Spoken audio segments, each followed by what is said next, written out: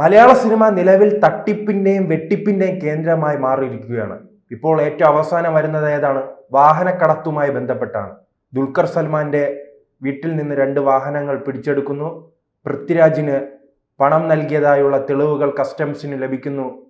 കള്ളപ്പണം വെളുപ്പിക്കുന്ന ഒരു പരിപാടിയിലേക്കാണോ ഇപ്പോൾ കടക്കുന്നത്? ശ്രീജിത്ത്, വിശ്രുത നടൻ മോഹൻലാൽ ഇന്ത്യയുടെ ആകെ മനം കവർന്നുകൊണ്ട് ഡൽഹിയിൽ രാഷ്ട്രപതിയിൽ നിന്ന് ദാദാ ഫാൽക്കെ അവാർഡ് കേരളത്തിലേക്ക് കൊണ്ടുവരാൻ അത് ഏറ്റുവാങ്ങുമ്പോൾ നമ്മുടെ നടിയായ പ്രിയപ്പെട്ട ഉർവശിയും അതുപോലെ തന്നെ വിജയരാഘവനും ഒക്കെ പുരസ്കാരങ്ങൾ, അത് നടന്മാർക്കും നടിക്കുമുള്ള പുരസ്കാരങ്ങൾ ഏറ്റുവാങ്ങി ഇന്ത്യയുടെ മൊത്തം രോമാഞ്ചമായി മാറുമ്പോൾ കൊച്ചിയിലും അതുപോലെ കേരളത്തിലെ ചില നഗരങ്ങളും കേന്ദ്രീകരിച്ച് നടന്ന കസ്റ്റംസിൻ്റെ റെയ്ഡ് കേരളത്തെ ആകമാനം അപമാനത്തിൽ ആഴ്ത്തുന്നതായി പോയി എന്ന് പറയാതെ വയ്യ. കാരണം അനധികൃതമായിട്ട് സിനിമയിലൂടെ വലിയ വലിയ വലിയ ആദർശങ്ങളൊക്കെ പറയുന്ന ഈ മഹാനടന്മാർ അല്ലെങ്കിൽ നടൻ്റെ പുത്രൻ, ഇങ്ങനെയൊക്കെയുള്ള ആൾക്കാർ ഒരു കള്ളക്കടത്ത് കേസിൽ പെടുക എന്നുള്ളതാണ് സംഭവിച്ചിട്ടുള്ളത്. അതോടൊപ്പം ആൾ നിലപാടിന്റെ രാജകുമാരനായ നമ്മുടെ പൃഥ്വിരാജാണ്. അതെ, പൃഥ്വിരാജ് എമ്പുരാൻ്റെ ആളാണല്ലോ. അദ്ദേഹത്തിന് ഒരിക്കലും തെറ്റുപറ്റുകയില്ലല്ലോ. പക്ഷേ ഭൂട്ടാനിൽ നിന്ന് നക്കപ്പിച്ച ലാഭത്തിന് വേണ്ടി ഏതാനും വെള്ളി നാണയങ്ങൾക്ക് വേണ്ടി ഇന്ത്യ എന്ന് പറയുന്ന ഈ രാജ്യത്തിൻ്റെ സാമ്പത്തിക താൽപ്പര്യങ്ങളെ ഒറ്റുകൊടുത്തു എന്നുള്ള വസ്തുതയ്ക്കാണ് കസ്റ്റംസ് ഇപ്പോൾ അടിവരയിട്ടിരിക്കുന്നത്. അതായത് ഭൂട്ടാൻ എന്ന് പറയുന്നത് ഇന്ത്യയുടെ അകത്തുള്ള ഒരു രാജ്യമാണെങ്കിലും അത് ഇന്ത്യയുടെ ഭാഗമല്ല, സ്വതന്ത്ര പരമാധികാര റിപ്പബ്ലിക്കാണ്. പക്ഷേ രാജാവാണ് ഭരിക്കുന്നത്. ആ രാജ്യത്തു നിന്നുള്ള വാഹനം അവിടെ തീരുവ കുറവാണ്. അത് ഇടനിലക്കാർ വഴി വാങ്ങിച്ച് സ്വന്തമായിട്ട് സ്വരുക്കൂട്ടി വെച്ചു. ഇവർക്ക് അത്യാവശ്യത്തിന് റേഷനരി വാങ്ങിക്കാനല്ല ഈ പോയത്. പൃഥ്വിരാജാണെങ്കിൽ എൻ്റെ മകന് ലംബോർജിനും ഉണ്ടെന്നൊക്കെ പറഞ്ഞ് മല്ലിക സുകുമാരൻ ഘോഷം പറയുന്ന ഒരു മഹാനടനാണ്.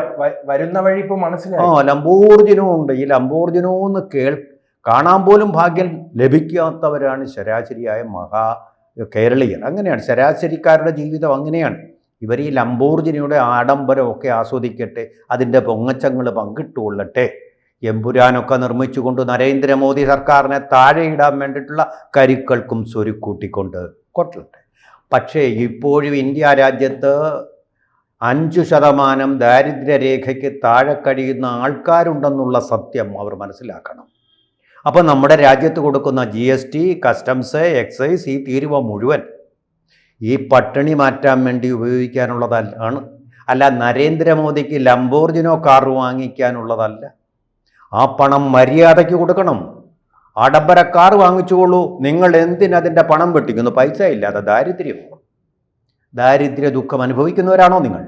നാണമില്ലേ? ഭൂട്ടാനിൽ നിന്ന് കള്ളക്കടത്ത് ഇടനിലക്കാർ വാങ്ങിച്ചിട്ട് കൊണ്ടുവന്നു. അറിയാൻ വയ്യ, അറിഞ്ഞില്ല, പറ്റിപ്പോയി എന്നുള്ള വാഗ്വാദങ്ങൾ നിങ്ങളെപ്പോലെ അറിവുള്ളവർ ലോകത്തെങ്ങും ഇല്ലല്ലോ. അങ്ങനെയാണല്ലോ എമ്പുരാനി കൂടെ നിങ്ങൾ പറഞ്ഞത്.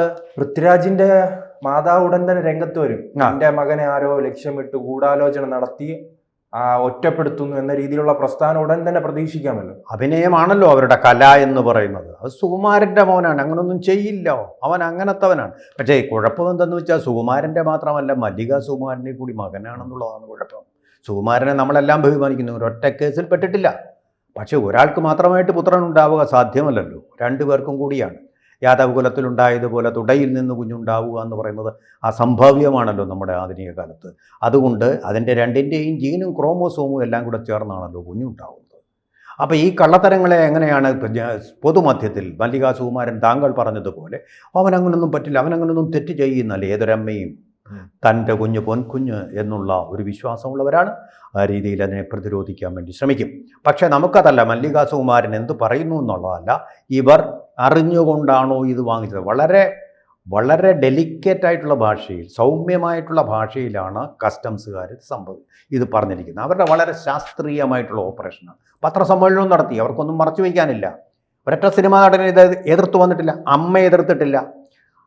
അതായത് കേരളത്തിൽ അവർ നടത്തിയ ഓപ്പറേഷൻ നോക്കൂ എവിടെയൊക്കെയാണെന്ന്. കേരളത്തിലിപ്പോൾ ദുൽഖർ റഹ്മാനും ഉണ്ട് ഈ കൂട്ടത്തിൽ, അതുപോലെ തന്നെ മറ്റൊരു നടനുമുണ്ട്.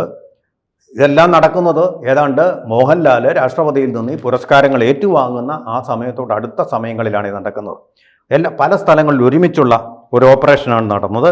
ആ ഓപ്പറേഷനിലൂടെ കേരളത്തിലെ തന്നെ പല സ്ഥലങ്ങളിൽ മാത്രമല്ല, ഇന്ത്യയിലെ തന്നെ പല സ്ഥലങ്ങളിലും ഒരുമിച്ച് ഒരേ സമയം ഈ ഓപ്പറേഷൻ നടന്നിട്ടുണ്ട്.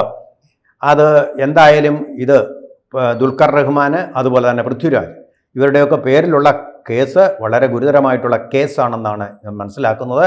കാരണം ഈ ചുങ്കത്തിന് ഭൂട്ടാനിൽ പറയുന്ന പേര് നുംഖോർ എന്നാണ്. ആ നുംഖോർ ഓപ്പറേഷൻ എന്നാണ് ഈ ഓപ്പറേഷന് പേരിട്ടത്. നുംഖോർ ഓപ്പറേഷൻ നുംഖോർ. ആ കസ്റ്റംസ് വെട്ടിപ്പിക്കാൻ വേണ്ടി നക്കാപ്പീച്ച കാശ് വെട്ടിപ്പിക്കാൻ വേണ്ടി നടത്തിയ, അതിൽ ലാഭം നേടാൻ വേണ്ടി നടത്തിയ നഗ്നമായിട്ടുള്ള നിയമലംഘനം, നഗ്നമായിട്ടുള്ള കള്ളക്കടത്ത്, എന്തിനു വേണ്ടി? ആഡംബര വസ്തുക്കൾ വാങ്ങിച്ചു കൂട്ടാൻ വേണ്ടി. ലഹരി വസ്തുക്കൾ വാങ്ങിക്കുന്നത് പോലല്ല, അതുപോലെ ഒരു ഡിപ്പെൻഡൻസി ഡിസീസ് കൊണ്ടല്ല ഇത്. ആഡംബരം, തൻ്റെ ആർഭാടം കാണിക്കാൻ വേണ്ടി പാവപ്പെട്ട ജനങ്ങളോട് കാണിക്കുന്ന വലിയ തരത്തിലുള്ള ഒരു ക്രൂരത. ഇപ്പോൾ വേണമെങ്കിൽ അഭിമം നമുക്ക് അത്തരം കാറില്ലാത്തതുകൊണ്ട് നമ്മുടെ അസൂയ കൊണ്ടാണ് ഇത് ചെയ്യുന്നതെന്ന് വേണമെങ്കിൽ കരുതിക്കോളൂ, എന്നാലും കുഴപ്പമൊന്നുമില്ല. പക്ഷേ ഇത് ആ മഹാനടനായിട്ടുള്ള മോഹൻലാൽ, താരസിംഹാസനത്തിൻ്റെ ചക്രവർത്തി പദം അലങ്കരിക്കുന്ന മോഹൻലാൽ ഈ അവാർഡ് ഏറ്റുവാങ്ങിയ നിമിഷം തന്നെ ഇങ്ങനെ ഒരു ദുഷ്പേര് അവരുണ്ടാക്കിയത് തീർച്ചയായിട്ടും മലയാള സിനിമയ്ക്ക് നാണക്കേടും ലജ്ജയും ഒക്കെ ഉണ്ടാക്കുന്നു. ഈ മലയാള സിനിമയെ ഏതെങ്കിലും മാഫിയ വിഴുങ്ങിയിട്ടുണ്ടോ? കാരണം ഇപ്പോൾ ഇതിനു മുൻപ് മഞ്ഞുമൽ ബോയ്സുമായി ബന്ധപ്പെട്ട് വലിയ രീതിയിൽ കള്ളപ്പണം വെളുപ്പിച്ചതായി അന്വേഷണം നടക്കുന്നു. അതിനിടയിലാണ് ഈ പൃഥ്വിരാജിന്റെ സംഭവം വരുന്നത്. ഇപ്പോൾ ദുൽഖറിന്റെ വരുന്നുണ്ട്. അപ്പോൾ എല്ലാ നടന്മാർക്കും നടിമാർക്കും ഇത്തരത്തിൽ ഒരു ഭാഗത്ത് ഇതിൽ പങ്കുണ്ടല്ലേ? തീർച്ചയായിട്ടും ഉണ്ട്. ഇതിപ്പോൾ നമ്മൾ കാണുന്നത് മഞ്ഞുകട്ടയുടെ ഒരു ഉപരിതലം മാത്രമാണെന്ന് തോന്നുന്നു. കാരണം ഇപ്പോൾ കൊച്ചിയിൽ മാത്രം ഓപ്പറേഷൻ അല്ലെങ്കിൽ തിരുവനന്തപുരത്ത് ഓപ്പറേഷൻ നടത്തിയാൽ മതിയല്ലോ ഇപ്പോൾ ഈ രണ്ട് നടന്മാർ മാത്രമാണെങ്കിൽ. പക്ഷേ അങ്ങനെയല്ല നടന്നിരിക്കുന്നത്. കൊച്ചിക്ക് പുറമെ തൃശ്ശൂർ, മലപ്പുറം ഒരു കേന്ദ്രമാണല്ലോ സ്വർണ്ണക്കടത്തിൻ്റെയും. മുഖ്യമന്ത്രി തന്നെ പറഞ്ഞിട്ടുള്ളതാണ്, ഞാൻ പറയുന്നതല്ല. തിരുവനന്തപുരം, കോഴിക്കോട്, കോട്ടയത്തുമുണ്ട്. വിജയരാഘവൻ്റെ സ്ഥലം കൂടിയാണത്. പിന്നെ കണ്ണൂർ, അടിമാലി വരെ പോയിരിക്കുന്നു, താഴ്വാരത്തിൽ വരെ പോയിരിക്കുന്നു. എന്തിനാണ്? ഇടുക്കിയിലുണ്ട് നടന്മാർ. ആരാണ് അവിടെ ഉള്ളതെന്ന് എനിക്ക് വ്യക്തമായിട്ട് അറിയില്ല.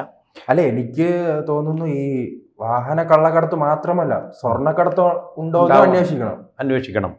അതുപോലെ തന്നെ നടന്മാരുടെ മാത്രമല്ല കേട്ടോ, വ്യവസായികളുടെ വീടുകൾ അവിടെയും പരിധി നടന്നിട്ടുണ്ട്. ആഡംബര വാഹന ഷോറൂമുകൾ അവിടങ്ങളിൽ നടന്നിട്ടുണ്ട്. വൻ തോതിലുള്ള വെട്ടിപ്പ്. ഇവരൊക്കെ വലിയ പണക്കാരാണല്ലോ, അപ്പോൾ വലിയ ക്ലൗട്ടും സ്വാധീനവും ഒക്കെ ഉള്ളവരാണ്. അപ്പോൾ അതുപയോഗിച്ചുകൊണ്ട് ഇതൊക്കെ എന്ത് ചെയ്താലും ഞങ്ങൾക്കൊരു കുഴപ്പമില്ല. പാവങ്ങൾ എന്തെങ്കിലും ചെയ്താൽ, ഹെൽമെറ്റ് ഇല്ലാതെ വണ്ടി ഓടിച്ചു കഴിഞ്ഞാൽ ഉടനെ വലിയ പ്രശ്നവും കേസും അതിൻ്റെ പേരിലുള്ള പെറ്റിയും ഒക്കെ അടിക്കും. ഇതങ്ങനല്ല. ഞങ്ങളൊക്കെ വലിയ മഹാനടന്മാർ, ഞങ്ങൾക്ക് രാജ്യത്തിൻ്റെ നിയമമൊന്നും ബാധകമല്ലെന്ന് രാഹുൽ ഗാന്ധിയെ പോലെ വിശ്വസിക്കുന്ന അഹങ്കാരത്തിൻ്റെ അഭിനയത്തിൻ്റെ ചക്രവർത്തിമാരല്ല ഇവർ, അഹങ്കാരത്തിൻ്റെ ചക്രവർത്തിമാർ. തെറ്റു ചെയ്തിട്ടുണ്ടെങ്കിൽ ആരും രക്ഷിക്കാൻ പോകരുത്. അതിന് ഉപ്പ് തിന്നവൻ വെള്ളം കുടിക്കുക തന്നെ ചെയ്യണം. വയലിൽ ചെയ്ത പണിക്ക് വരമ്പത്ത് കൂലി കിട്ടുക തന്നെ വേണം. അതിൻ്റെ കാര്യത്തിൽ യാതൊരു ദാക്ഷിണ്യവും ആവശ്യമില്ല. കൂടുതൽ വാർത്തകളും വിശേഷങ്ങളും നിങ്ങളിലേക്ക് എത്താൻ ABC മലയാളം സബ്സ്ക്രൈബ് ചെയ്യുക, ബെൽ ബട്ടണും അമർത്തുക.